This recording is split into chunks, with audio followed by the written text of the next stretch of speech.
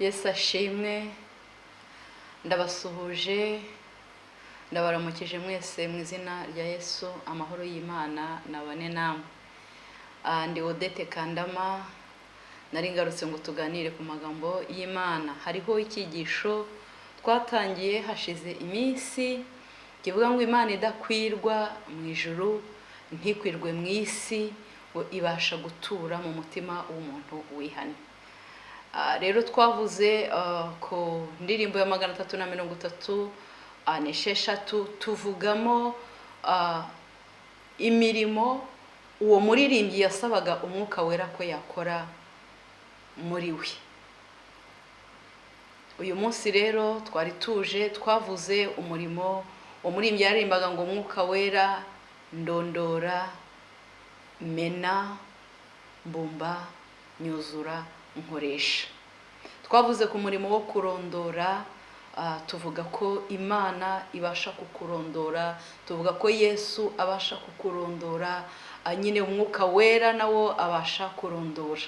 Hanyuma turongera tuvuga umurimo wo kumena, tuvuga yuko uwo muririmbyi nyine yasabaga ngo umwuka wera amumene, namara kumurondora akabona ibidakwiriye, arandure ibitamuhesha icyubahiro byose, hanyuma amumene, amujanjagure. Twavuze umutima umenetse, tuvuga ibikomere bisanzwe byo mu buryo busanzwe, tuvuga ko Imana nabyo ijya ibyomora. Ariko uwo muririmbyi aho yaririmbaga yaravugaga ngo umwuka wera w'Imana umene, unjanjagure.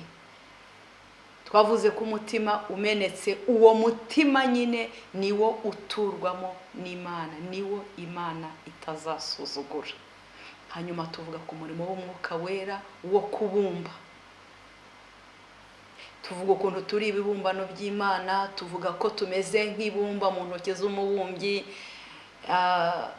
kandi tuvuga yuko icyabumbwe kitabaza uwakibumbye ngo urambumba gute.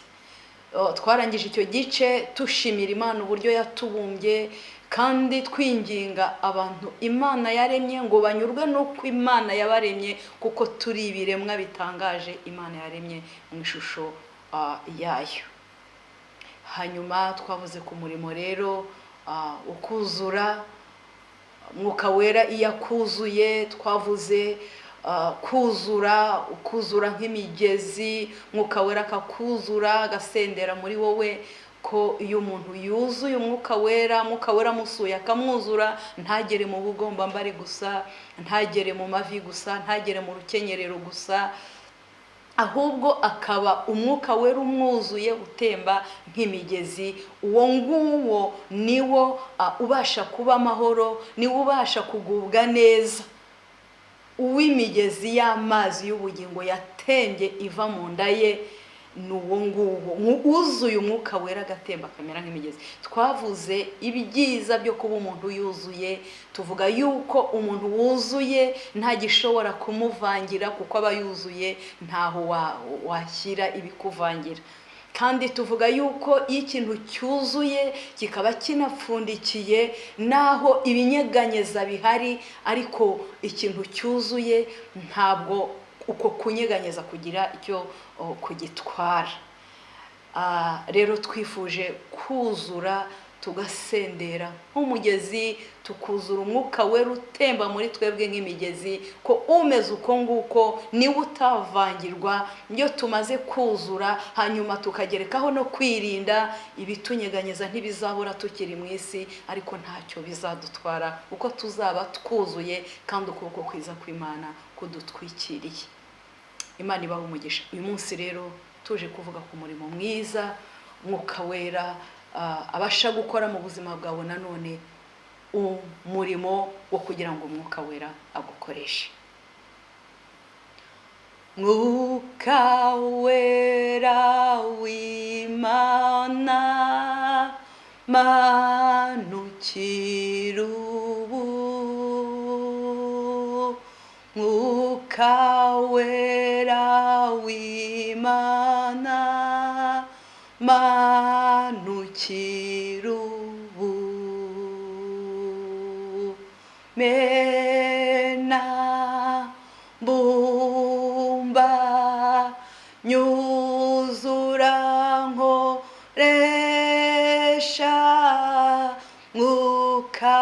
wera w'Imana manukira ubu. Haleluya. Tuje kuvuga ku murimo wo gukoreshwa n'umwuka wera. Umwuka wera w'Imana akorana nande cyangwa akoresha umuntu umeze uti? Reka dusoma amagambo y'Imana yanditse muri Timoteyo wa kabiri bice byaho 2, urwandiko rwa kabiri Paulo yandikiye Timoteyo bice 2:21, handitswe ngo nuko rero umuntu niyiyeza akitandukanya n'ibidatunganye azaba abaye ikintu cyo gukoreshwa iby'icyubahiro, cyejejwe, kigirira nyiracyo umumaro kandi cyatunganirijwe imirimo myiza yose. Reka twongere dusome nanone amagambo y'Imana nanone yanditse muri urwo rwandiko rwa kabiri Paulo yandikiye Timoteyo. Dusome noneho ibice 3, dusoma umurongo wa 16 n'umurongo wa 17. Handitswe ngo ibyanditswe byera byose byahumetswe n'Imana kandi bigira umumaro wo kwigisha umuntu no kumwemeza ibyaha bye no kumutunganya no kumuhanira gukiranuka, kugira ngo umuntu w'Imana abe ashyitse afite ibimukwiriye byose ngo akore imirimo myiza yose. Tuje kuvuga ku murimo umwuka wera w'Imana. Uyu muririmbyi yaririmbye avuga ngo umwuka wera nkoresha. Twatangiriye ku magambo avuga ngo Imana idakwirwa mu ijuru. Erega ni Yesaya wabyanditse mu bice 66 umurongo wa 1 kugera ku wa 2. Imana niyo yabwiraga Yesaya, aramubwira ngo ijuru ni intebe yanjye, si ni intebe y'ibirenge byanjye, ngo mbese muzanyubakira nzuki. Ku ibyo byose ukuboko kwanjye ariko kwabiremye kukabibeshaho, ngo ariko uwo nitaho ni umukene ufite umutima umenetse agandishwa umushyitsi n'ijambo ryanjye. Rero Imana yicara mu ijuru ntihakwirwe ibirenge bikagera mu isi. Ariko iyo Mana imeze gutyo, Imana ngari gutyo, twabonye ko ibasha gutura mu mutima w'umuntu wakijijwe, nkuko Yohana yabyanditse mu bice 14 umurongo wa 23. Yesu niwe avugaga ngo aramusubiza ngo umuntu nankunda azitondera ijambo ryanjye. Ni Yesu wabivugaga, aravuga ngo umuntu nankunda azitondera ijambo ryanjye, ngo na data azamukunda, tuzaza aho ari maze tugumane nawe. Imana ishimwe. Rero turashaka kuvuga umuntu umwuka wera akoresha. Ahari ujya wifuza ngo nanjye mwuka wera nkoresha, ahari waba ari icyifuzo nawe ufite. Ariko se kugira ngo umwuka wera gukoreshe birasaba iki? Umwuka wera w'Imana akoresha umuntu wakijijwe cyangwa se umuntu wakiriye Yesu. Iyo umaze nyine kwakira Yesu, Yesu akaza muri wowe, agatura muri wowe, nk'uko uwo murongo wo muri ubutumwa bwiza bwa Yohana 14 umurongo wa 23. Iyo ukijijwe ukakira Yesu, akaza agatura muri wowe, akazana na se, bien sûr n'umwuka wera baba bazanye. Iyo ukijijwe umwuka wera atuye muri wowe, icyo gihe yagukoresha. Imana ishimwe. Ikindi kintu cya kabiri mwuka wera yagukoresha ari uko umwemereye. Iyi mirimo yose twabonye ari ukurondora, ari ukumena, ari ukubumba, ari ukuzura, ari ugukoresha. Umwuka wera ntashobora kugukoresha ku gahato, ntashobora gukora iyi mirimo muri wowe ku gahato. N'Imana ntishobora kwinjira muri wowe ku gahato, na Yesu ntiyakwinjira muri wowe ku gahato. Ni ukuvuga ngo umwuka wera aza ari uko umwemereye. Bibiliya igitubwira mu Byahishuwe 3 umurongo waho wa 20, haravuga, ni Yesu wabivugaga, aravuga ngo dore mpagaze ku rugi ndakomanga, umuntu niyumva ijwi ryanjye agakingura, nzinjira iwe dusangire. Umwuka wera azemera kugukoresha, umwuka wera azemera ko mukorana ari uko umwemereye. Imana ishimwe.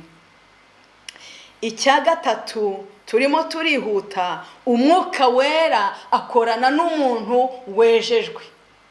Ahari urambwira ngo kwezwa ngo no gukizwa bitaniye. Uwakijijwe yakiriye Yesu, hanyuma yemerera umwuka wera. icya gatatu arezwa. ushobora gukizwa Bibiliya igitubwira mu rwandiko rwa Yuda umurongo waho wa 3 ko dukwiriye kurwanira iby'agakiza, ibyo kwizera abera twahawe rimwe. dukizwa rimwe iyo twatuye ibyaha byacu tukemerera Yesu akinjira mu mitima yacu.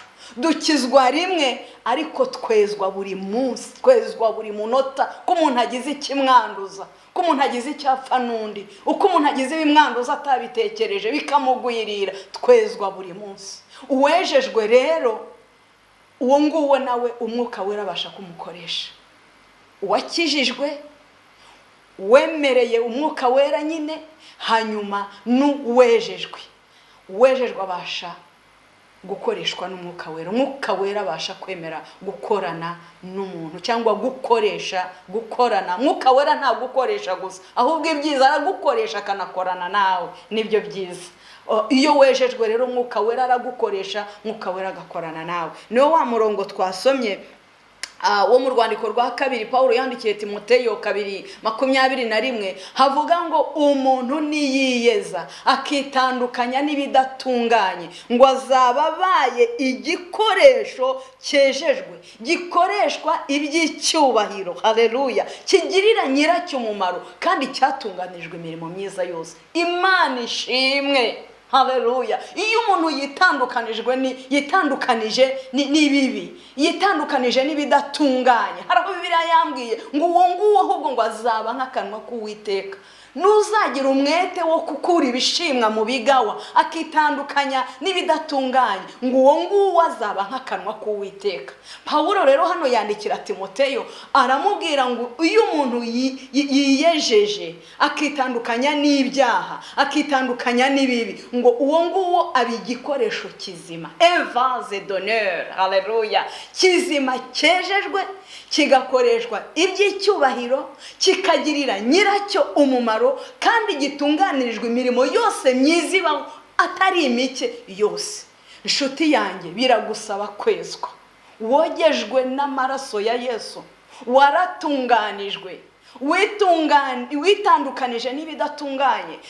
hariho ubwo Yesu yakogesheje amaraso, waramwakiriye, warakijijwe, wemerera umwuka wera ngo akwinjiremo, ngo wemera ko agukoresha. none mbese uriyeza buri munsi uko bwije n'uko bukeye. mu rwandiko rw'Abaheburayo ibice 12 umurongo wa 14 haravuga ngo mugire umwete wo kwezwa, mwezwe mubishyizeho umwete. uko ugira umwete wo gukora ibindi bintu, ugire n'umwete wo kwezwa. kubera iki? kuko utejejwe atazareba umwami Imana. ntabwo baba bavuga nyuma mu ijuru. nanone tukiri mu isi, tukiri utejejwe ntazareba umwami Imana. la présence de Dieu ntabwo azayibona, ntabwo izabana nawe. utejejwe présence de Dieu ntabwo azayumva, ntabwo Imana izabana nawe, ntabwo Imana izagukoresha, umwuka wera ntazabana nawe. utejejwe. uwejejwe akitandukanya n'ibibi n'ibidatunganye, uwo nguwo aba igikoresho cyiza cy'umumaro, cyatunganirijwe imirimo myiza yose, gikoreshwa iby'icyubahiro, kigirira nyiracyo umumaro, haleluya. uwitandukanije n'ibibi agakura ibishimwa mu bigawa, uwo nguwo ajya aba nk'akanwa ngo k'Uwiteka, hanyuma akaba igikoresho cyiza cy'icyubahiro cyejejwe, haleluya, gikoreshwa iby'icyubahiro, kikagira nyiracyo umumaro, cyatunganirijwe imirimo myiza yose. kandi uwejejwe niwo uzabona umwami Imana.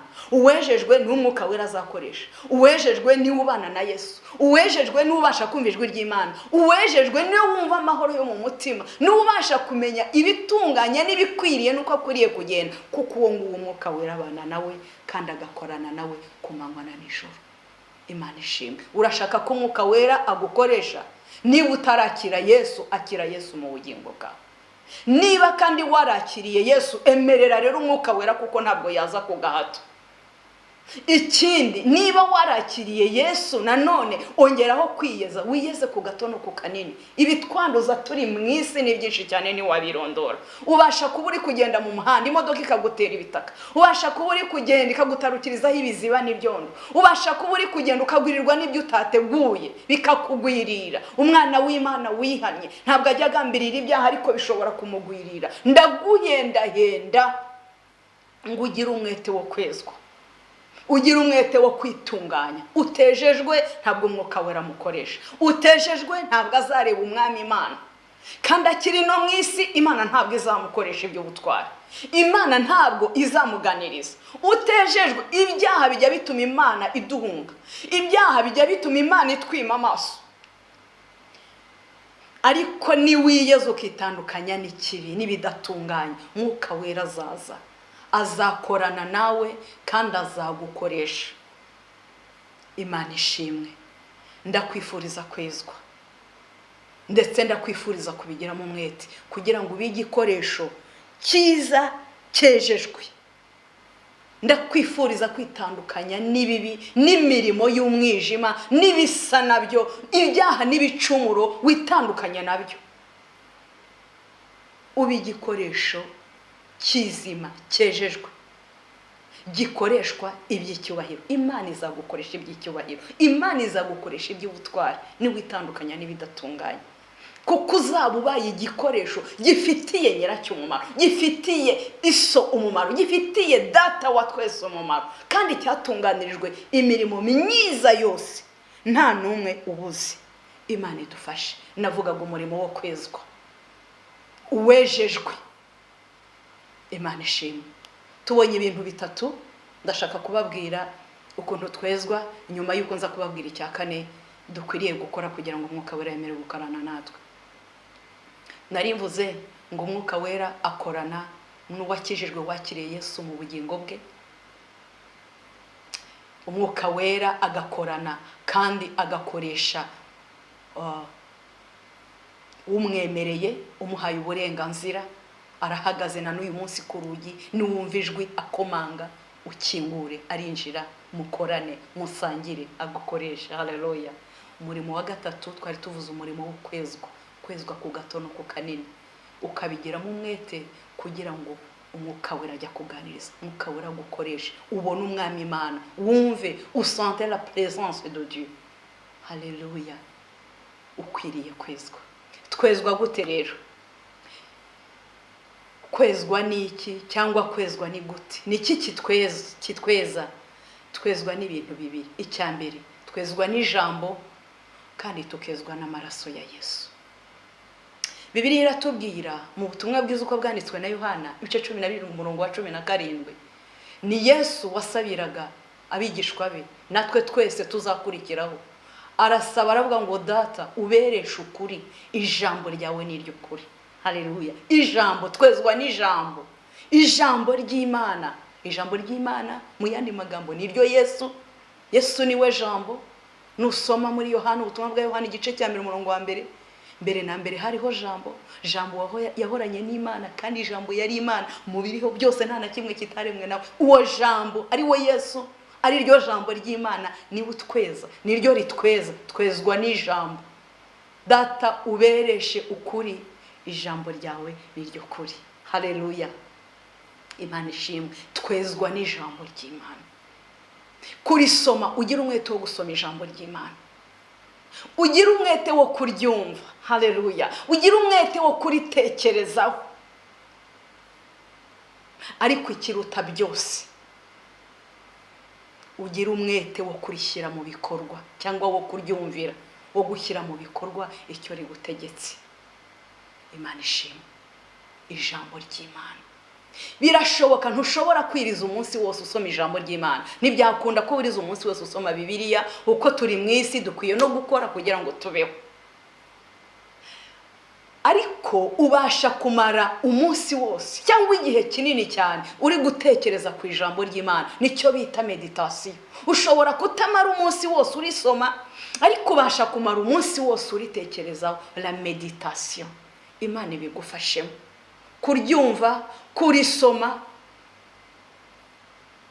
kuryumvira nicyo gikuru. Nubwo n'ibindi kurisoma ni byiza, kuritega amatwi bari gusomera ni byiza, kumva indirimbo se zivuga ijambo ry'Imana, kumva amasede, kumva audio, kureba amavideo avuga ijambo ry'Imana, kubitekerezaho kamedita ni biki atari ukubyumva ngo bica bisohokera ahangaha. Ariko ikiruta byose ni ukurishyira mu bikorwa cyangwa kuryumvira. Reka dusome amagambo y'Imana ari hano mu rwandiko rwa kabiri rwa Petero igice cya 2 n'umurongo wa 19. Haravuga ngo nyamara rero dufite ijambo ryahanuwe rirushaho gukomera, kandi muzaba mukoze neza nimuryitaho, kuko rimeze nk'itabaza rimunikira hacuze umwijima rigakesha ijoro. Haleluya. Rikageza aho inyenyeri yo mu ruturuturu izabandurira mu mitima yanyu. Kurisoma, kuryumva, kurisomerwa, kuritekerezaho, ariko ikirutaho kuryumvira, gukora icyo rigutegeka. Hariho ijambo ryahanuwe, ariko muzaba mugize neza nimuryumvira, nimuryitaho, nimukora icyo ribategeka. Ngo uwumva ijambo ry'Imana akarikomeza niwe munyamahirwe, kuko uryumva gusa ntakora ibyo rimusaba, ngo meze nk'umuntu wirebera mu ndorerwamo, noneho ngo yarangiza avuye iruhande rw'indorerwamo ngo akibagirwa uko yasaga. Imana idufashe kuryumva, Imana idufashe kurisoma, Imana idufashe kurimedita, kuritekerezaho, ariko ikiruta byose idufashe kurishyira mu bikorwa, riduhindure. Haleluya. Twe kujya dusita mu mutwe ngo tuvuge imirongo twafashe tubivuge cyane, ariko tudasa n'ibyo tuvuga. Riduhindure, dukora ibyaryo, atari ugupfa kuryumva gusa twishuka. Imana idutabare.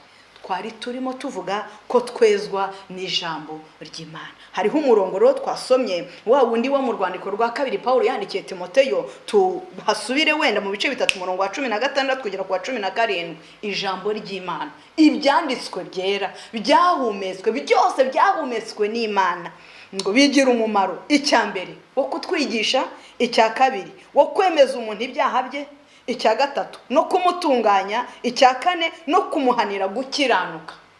Kubera iki riguhanira ibyo byose? Kugira ngo bigende gute? Kugira ngo umuntu w'Imana abe ashyitse, haleluya, afite ibimukwiriye byose, ngo akore imirimo myiza yose. Turi kuvuga gukora dukoreshejwe n'Umwuka Wera. Ni gute Umwuka Wera yagukoresha? Ni ukuri ijambo ry'Imana riba muri wowe. Ibi byahumetswe n'Imana bikagutunganya, bikakwigisha, bikakwemeza iby'ibyaha, ukabyihana, ugatungana rwose, hanyuma ugakiranuka kubera iri jambo wumvise.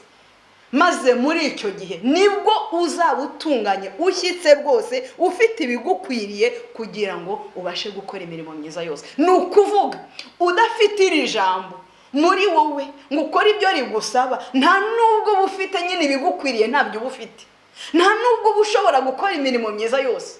Ni ukuvuga yuko iyo udafite iri jambo ntabwo wabasha gukora ibikwiriye, ntabwo wabasha gukora imirimo myiza. Imana idutabare. Ndakwifuriza kwezwa wejejwe n'ijambo. Hanyuma ikindi kitweza rero ni amaraso ya Yesu. Iyo twejejwe n'ijambo tugahindurwa naryo, amaraso ya Yesu akatweza, Umwuka Wera w'Imana abasha gukorana natwe no kudukoresha, akadukoresha ariko akanakorana natwe, tukemera kumwumvira no kuyoborwa nawe. Reka rero mbabwire icya kane. Twavuze icyambere Umwuka Wera w'Imana kugira ngo agukoreshe no kuba warakiriye Yesu, warakijijwe. Cya kabiri nuko Umwuka w'Imana umwemerera. Icya gatatu nuko uba wejejwe, kandi tubonye ko umuntu yezwa n'ijambo ry'Imana akezwa n'amaraso ya Yesu.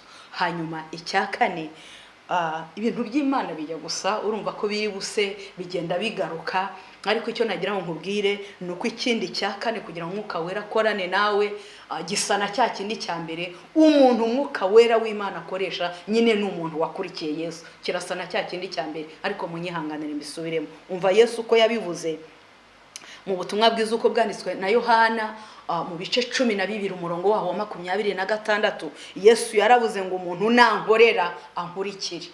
Haleluya. niba ushaka gukorera Yesu, niba ushaka gukorana nawe, niba ushaka gukorana n'umwuka wera w'Imana, nuko ubanza ugakurikira Yesu. Kuko aho ndariho n'umugaragu wanjye ariho azaba, umuntu nankorera datazamuha icyubahiro. Rero ushaka ko umwuka wera w'Imana amukoreramo, amukoresha, akorana nawe, agomba gukurikira Yesu. Hariho abantu bajya bakorera Yesu bataramukurikiye. Gukurikira Yesu ni iki? Ni cya kindi cya mbere twavuze. Gukurikira Yesu nuko nagira ngo nkivuge muri uyu murongo Yesu yakivuzemo mu butumwa bwiza bwa Yohana 12 nkuko yabivuze kuri uyu murongo wa 26. Yesu aravuga ngo ushaka kunkorera abanza nkurikire. Gukurikira Yesu nicyo kibanza mbere yo gukora. Mbese muri make ubanza umwakire, numara kumwakira umaze kwihana umubwe ngo ngwino umwami n'umutegeka w'ubugingo bwanjye, ubwo uramukurikiye, uramwemeye, uramwakiriye, azanye na se n'umwuka wera batuye muri wowe, ubwo uramukurikiye, nurangiza ubone kumukorera. Abantu benshi rero impamvu banahagarutse bajya bakorera Imana bakabanza gukora kandi batarakurikiye Yesu. Yesu ariko yaravuze ngo nushaka kunkorera ubanza unkurikire. Mbese gukurikira Yesu ni gute? Yesu yarabivuze muri Matayo mu bice 10 bice 16 mu butumwa bwiza uko bwanditswe na Matayo bice 16 umurongo wa 24. Umva nanone uko Yesu yavuze. Yesu yaravuze ngo maze Yesu abwira abigishwa bati umuntu nashaka kunkurikira yiyange yikorere umusaraba we maze abone ankurikire. Twarimo tuvuga ngo umuntu ushaka gukoreshwa cyangwa gukorana n'umwuka wera arabanza agakurikira Yesu. Gukurikira Yesu ni gute? Ni ukwiyanga ukikorera umusaraba. Niko ubutumwa bwa Matayo butubwiye, ubutumwa bwanditswe na Matayo 16:24. Gukurikira Yesu ni ukwiyanga ukikorera umusaraba ubundi ugakurikira Yesu. Mbese kwiyanga ni gute? Ni ukujya kwiyahura? Kwiyanga nukudakora iby'umubiri ugusaba, nukudaseda kuri caprice zose z'umubiri. Ngo umubiri nukubwira ngo jya kureba porno ngo uhite wirukanka, ari uko umubiri ukubwira. Ntusede. Umubiri nukubwira ngo jya kunywa inzoga ngo wirukanka ujye kunywa inzoga. Umubiri nukubwira abisi bakubwira ngo nta muntu ushobora kubaho ngo abeho ngo ataryamana ngo n'abagore. Umuntu aryamana n'umugore yabiherewe n'uburenganzira, yashingiwe byemewe n'amategeko. Imana yamuhaye umugisha. Undaka kubwira ati ntushobora kubaho. Bijya bibaho ko ushobora kuba utari kumwe nawe wagiye kwiga, wagiye ku kazi se wenda ukamara igihe kirekire. Abapagani bakakwegera, babakaza bo mwigana, bo mukorana bati nimbezwe primaire ntiwabaho. Ariko birashoboka. Nukwiyanga, ntabwo ari ukwiyahura, ahubwo nukudaha umubiri ibyo gusaba. Ntiduhurwaho imibiri yacu ngo ibone uko ikora ibyo yifuza. Ni ukwiyanga, hanyuma kwikorera umusaraba, ni ukwihanganira byose nkuko Yesu yihanganye. Yesu yihanganiye umusaraba w'isoni. Yesu yikoreye ibyaha byacu abibambanwa ku musaraba, yikorera umusaraba. Natwe dukwiye kwikorera iyacu, twihanganira byose, twihanganira ibirushya, twihanganira icyashaka cyose kudutandukanya n'Imana. Ntidusede tukavuga ngo no kubw'icyubahiro cy'Imana. Uri umushomeri ubimazemo igihe, uri umwana w'umukobwa, aho ugiye gusaba akazi barakuvuga ngo kugira ngo nzakaguhe nuko tubanza tugakora icyaha tukamaza tukaryamana. Ariko niba uri umuntu w'Imana vuga ngo no kubw'icyubahiro cy'Imana. Mbese aho ngaho urumva uko nukwikorera umusaraba. Ntabwo wenda kuzikorera umusaraba w'igiti, ntabwo ugomba kuzabambwa ku musaraba Yesu yawubambweho. Ariko kwiyanga nukudaseda kuri caprice z'umubiri, ukora iby'umubiri byose ugutegeka, hanyuma kwikorera umusaraba nukwihanganira byose dufashijwe na Yesu nkuko Yesu yihanganye. Imana nibaho umugisha, Imana nibiteho, Imana nibashyigikire. Narinje kukubwira, niba uri kubwira umwuka wera ngo nkoresha, mwuka wera w'Imana nkoresha, biragusaba kukizwa ukihana ukakira Yesu. Warangiza ukamerera umwuka wera ukambwira ngo mwuka wera ndakwemereye nkoresha. Haleluya. Hanyuma ukagira umwete wo kwezwa, ukitandukanya n'ibibi, ukitandukanya n'ibidatunganye, ukaba nk'akanwa k'Uwiteka, ukiyeza. Icyo gihe ngo uzaba ubaye igikoresho kizima, gikoreshwa iby'icyubahiro, cyatunganirijwe imirimo myiza yose. Wiyeze. niba ushaka gukorana n'umwuka wera, twabonye ko umuntu yezwa, ko twezwa n'ijambo byanditswe byera byahumetswe n'Imana, nibyo bifite umumaro wo kutwigisha, wo kuduhanira gukiranuka, wo kudutunganya rwose, kugira ngo umuntu abashyitse abatunganye rwose. Twezwa n'ijambo ry'Imana, tukezwa n'amaraso ya Yesu. Ijambo ry'Imana tukaryumva, tukariha umwanya, tukagira igihe cyo kurisoma. Bibiliya ni urwandiko rwiza umukunzi wacu yatwandikiye. Dukwiye gusoma ijambo ry'Imana, cyangwa tukaritega amatwi baridusomera, cyangwa tukumva amaudio n'amavideo avuga ibyanditswe byera. Kandi umwuka w'Imana nyine umunsi yagukoresheje azakwereka ibyo wumva. Amaudio ni menshi avuga ibintu bya pararara bivangavanze, hariho ubutumwa butari ubw'ukuri. Ariko umwuka wera nabana nawe, numwemerera ukakira Yesu, hanyuma ukamwemerera akaza, hanyuma ukiyeza, azaza kwigisha ubutumwa bw'ukuri buzima, ko Kristo yapfuye akazuka apfiriye ibyaha byawe, hanyuma bukwigisha kwihana no kubabarirwa ibyaha kuko bihari. Kwihana ni wihana, kubabarirwa kurahari. Nubwo ubutumwa bwiza buzima, ubutumwa bw'ubwami bw'Imana. Haleluya. Twezwa n'ijambo ry'Imana. Nari mvuze ibyo byose kugira ngo umenye ibyo wumva, niwumva amaudio, nureba amavideo, umenye ibyo wumva. Mwuka wera nubana nawe azagusobanura. Twezwa n'ijambo, hanyuma tukezwa n'amaraso ya Yesu. Hanyuma icyanyuma nari ndangirijeho nuko niba ushaka ko Mwuka wera gukoresha mukorana, ukwiye gukurikira Yesu. Gukurikira Yesu ni gutukwiye kwiyanga. Kwiyanga ni gute? Ukwiye gukurikira Yesu. Kurikira Yesu yaravuze ngo nukwiyanga, ukikorera umusaraba. Kwiyanga nukudaseda kuri caprice zose umubiri ukubwiye ko ribi, ukagenda ko ribi. Nicyo kidutandukanya n'abadakijijwe. Imibiri yacu ikora kimwe, ariko twebwe turavuga ngo no, kubw'icyubahiro cy'Imana. Ibidutandukanya n'Imana turavuga ngo no, kubw'icyubahiro cy'Imana. Ukemera kubabara mu mubiri, kubabazwa kwacu kw'igihwayihwayi, ko kanya kanone ntabwo kugereranywa n'ubwiza tuzahishurirwa mu ijuru. Uko nguko nukwiyanga, ntusede kuri caprice z'umubiri. No, ntiwemere umuntu naho yaguhemukira, umuntu naho yagutuka, ntumusubize. Uko nuko udaseda kuri caprice z'umubiri. Umujinya ukazamuka ko abwira ati kamere tuza. Yesu yihanganiye abamututse nta kibi yakoze. Uko nukwiyanga, kwikorera umusaraba, ukihanganira byose byagutandukanya n'Imana. Ukavuga ngo ndanze iki singikora kubw'icyubahiro cy'Imana. No, ntabwo ako kazi nukareke, ariko ntabwo ndyamana nawe. Nyirukana mu nzu yawe, ariko ntabwo iki ngiki ngikora. Ntabwo iyi ruswa nyitanga, ndabyanze. Kwiyanga bakakwirukana, ariko Yesu abakubereye maso. Yesu abari maso, Yesu abahari. Imana idufashe rero, Imana ikugirire neza, Imana itugirire neza twese. Twavuze iki cyigisho twatangiye hashize igihe, nugikurikirana uzakibona. Haravuga ngo Imana kwirwa mu isi ibasha gutura umutima w'umuntu wakijijwe. Hanyuma twavuze ku murimo w'umwuka wera. Hanyuma rero tuvuga imirimo umwuka urabasha gukora. Hanyuma yaho turirimbira ndirimbo 365 tuvuga kuri iyi mirimo y'umwuka wera. Icyo nagiraga ngo nkubwire kuri iyi mirimo yose twavuze turimo dusoza, nuko umwuka wera azakurondora ari uko wowe ubishatse ubyemeye. Ntabwo Imana ikoresha gahato. Mwuka wera azamena janjagura umutima wawe kugira ngo umutima wawe umenekeye Imana ari uko wabyemeye.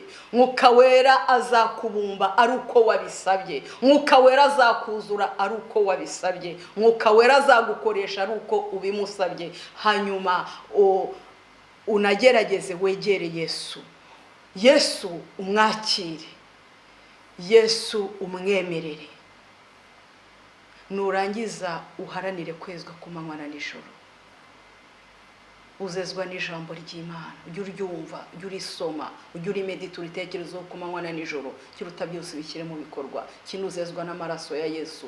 Hanyuma umenye yuko ukwiye gukurikira Yesu mbere yuko umukorera. Abantu benshi bakurikiye Yesu, bakorera Yesu bataramukurikiye. Nukuvuga ni nko kujya ni nko kujya gukorera muri entreprise utariyandikishije. Gukurikira Yesu ni nko kwihana nyine ukakira Yesu ukandikisha izina rye mu gitabo cy'ubugingo. Yahamagara amazina yabera ukazitaba, icyo ukoze cyose kikajya imbere y'izina ryawe. Wirinde kujya gukora imirimo kandi utari wakurikira Yesu. Mu yandi magambo, wirinde kugira ibyo ukora utari wakira Yesu ngo umuhe ubugingo bwawe. Yesu si imirimo ashaka yawe, nubwo ari myiza kumukorera. Yesu ntabwo ari ibikorwa byawe ashaka, ntabwo ari amafaranga yawe nubwo ari meza, ariko si cyo cyambere. Yesu ni wowe ashaka, aragushaka wowe, nurangiza umuhereze n'ibyawe byose. Rero iyo twakiriye Yesu tuba turi abatsinzi, tuba turi abaneshi. Imana ishimwe. Hariho byinshi biteye ubwoba muri kino gihe, ariko nageraga ngo nkubwire ngo niwemerera umwuka wera w'Imana akaza muri wowe, ukemerera Yesu akaza muri wowe, mbese urufunguzo rwa byose ni ukwakira Yesu. Yohana, ubutumwa bwa Yohana 14:23, ni hahandi iyo wakiriye Yesu nyine araza kazana na se maze bagatura mu mutima wawe. Imana ni iguha umugisha. Iyo bamaze kuza muri wowe ububaye umuntu ukomeye. Umva nawe umuntu utuwemo n'Imana idakwirwa mu isi ntikwirwa no mu ijuru. Narinje kukubwira ngo iyo uri muri wowe ageze muri wowe abaruta cyane uri mu bisi. Umva nkubwire, hariho ibiteye ubwoba muri kino gihe, hariho ibitsikamiye isi ya none muri kino gihe, ariko ndaguhendahenze ngo ntugire ubwoba. Niba warakiriye Yesu ntugire ubwoba. Bibiliya yarambwiye, umva ukuntu Bibiliya yarambwiye ngo Imana izatura muri twe, izagendera muri twe. Haleluya. Izaba Imana yacu, izatura muri twe, igendere muri twe, ikorere muri twe, ibingingire muri twe. Haleluya. Niba ari uko biri, turuta isi cyane. Niyo mpamvu Yohana, urwandiko rwa mbere rwa Yohana 4:4 havuze ngo uri muri twaruta cyane, uri mu bisi turuta isi cyane. Nta mpamvu yo kugira ubwoba, nta mpamvu yo guhagarika umutima. Nuno sommes pas victime. Yo twizeye Yesu hanyuma ari muri twebwe, Mana data iri muri twe, Mwuka Wera ari muri twe, nzagendera muri bo, nzatura muri bo, nzakorera muri bo, nzagendera muri bo. N'abandi bisa naho ngo Imana ibingingira muri twebwe. Nous sommes plus que vainqueurs. Uri muri twebwe aruta cyane uri mu bisi. Nidukwiye guhagarika umutima. Reba niba warakiriye Yesu,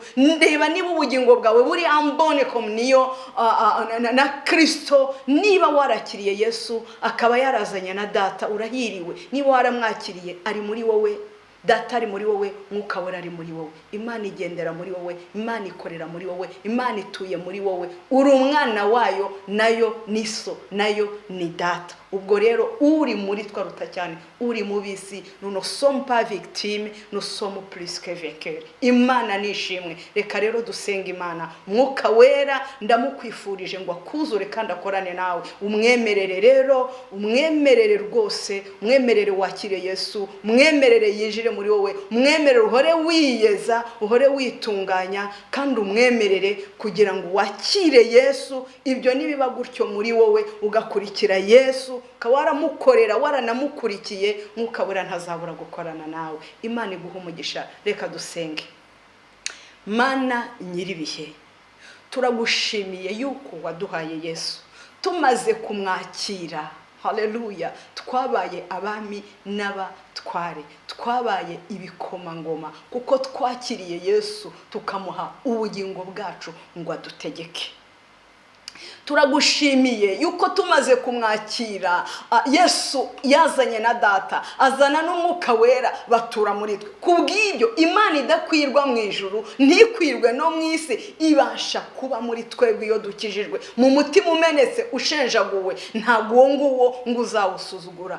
Waravuze ngo uzatura muri twe, ugendere muri twe, ukorere muri twe, ndetse ngo ujye ubingingira muri twebwe. Haleluya. Ngo bisa naho winginga abantu bingingiye muri twe. Turagushimye yuko uri muri twe aruta cyane uri mu bisi. Ntabwo dukwiye gutinya. Tuguhaye icyubahiro rero kuko watwemereye ukaduha iyo privilege yo gutura muri twe. Nsengeye abatarakumenya kugira ngo bakore ku maso. Twamenye mu ijambo ryawe yuko iyo udafashe umuntu kuboko ngo umushyikirize Yesu, umuhishurire Yesu ntibikunda. Turasengera abatari bamenya Yesu, Mana ngo ubafate ukuboko ubahishurire Yesu, babashe kwakira ubuntu bwo kumenya Kristo. Turagushimiye kubasha gukora ku mitima idakijijwe igahinduka, kandi umuntu wemeye kuguhindukirira rwose umufate umukomeze, izina ryo ryandike mu gitabo cy'ubugingo. Turagushimiye kubw'umurimo wo kurondora uzakora muri twe n'abandi babigusabye. Turagushimiye kubw'umurimo wo kumena no kujanjagura kugira ngo umuntu agire umutima umenetse umuturemo, uzakorera umuntu wese ugushaka, umurimo wo kubumba, umurimo wo kuzura umuntu wese ukwemereye, kandi umurimo wo gukoreshwa no gukorana n'umwuka we uzakora mu muntu wese wakiriye Yesu, umuntu wese ukwemereye, umuntu wese wiyeza ku gato no ku kanini, kandi umuntu wemeye gukurikira Yesu. Izina ryawe nirihabwe icyubahiro. Ndagushimiye kubwira ijambo ryawe, abazaryumva ndaguhendahenze ngo rizakore ku mitima yabo, bityo ubwami bwawe bwaguke mu isi. Izina ryawe niryubahwe mu izina rya Yesu, amen.